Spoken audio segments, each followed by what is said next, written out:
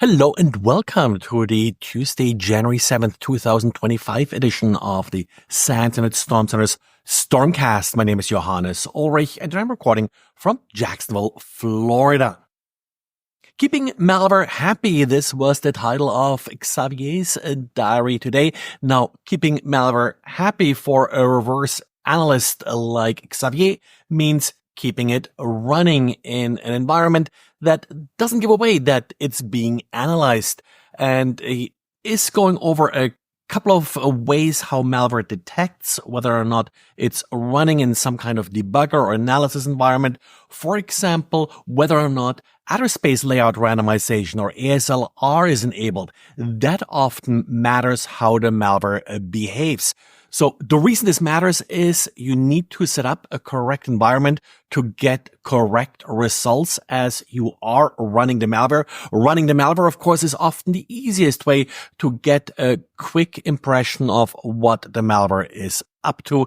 And Xavier will walk you through some of the tricks that he employs in order to keep malware happy. In vulnerabilities, we do have a vulnerability in the Nuclei vulnerability scanner. Vulnerability scanners, of course, often need access to systems in order to scan systems using host-based scripts for vulnerabilities. Well, sadly, in Nuclei, a vulnerability in how the templates that are controlling Nuclei are being parsed can be used to execute arbitrary code, which is the feature of Nuclei in some ways, but of course you want to restrict it to only authorized users, which isn't the case here due to this vulnerability. What should you do? Well, update, that's really it. And whenever you're dealing with templates like this, make sure you are using templates from trusted sources.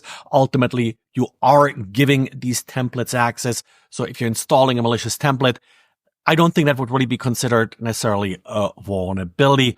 And yes, when you're testing vulnerability scanners like this, of course, test them in an isolated environment. BeyondTrust is still sticking with us here. BeyondTrust, of course, is the remote management platform that, due to a vulnerability and compromise of the platform itself, was then used to breach a number of high-value targets.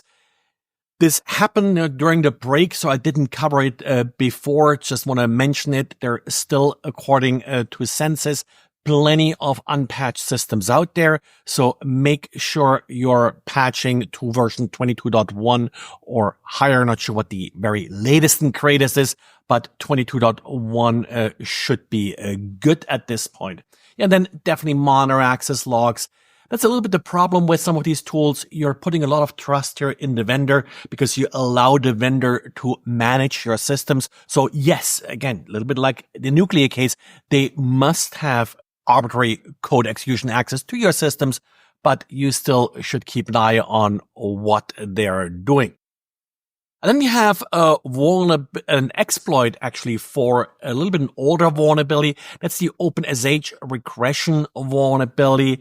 This vulnerability does allow access control bypass, so definitely make sure that you're upgraded since there is now a vulnerability already out there. Limit access to SSH, of course. That can be a little bit tricky. That's often like the only thing that you do allow to be exposed to the outside for remote access. And it's probably one of the more secure options overall, so definitely patch it. Also, be aware there are plenty of fake regression exploits out there that target whoever runs them. So just like what I said before with templates and such, make sure you get your components, get your software from trusted sources. Anyway, that's all I have for today. Thanks for listening and hope your audio is better in this version. It was a little bit off yesterday in my first video test. Glad to get a lot of feedback here for what went wrong, what went well. Please keep that coming, and we'll see if over the next week or so we can get this a little bit refined and get working better. Also working on some B-roll, as some people call it, where we can have some screenshots and such intermingled. But first, want to get the basics right. So thanks, and talk to you again tomorrow.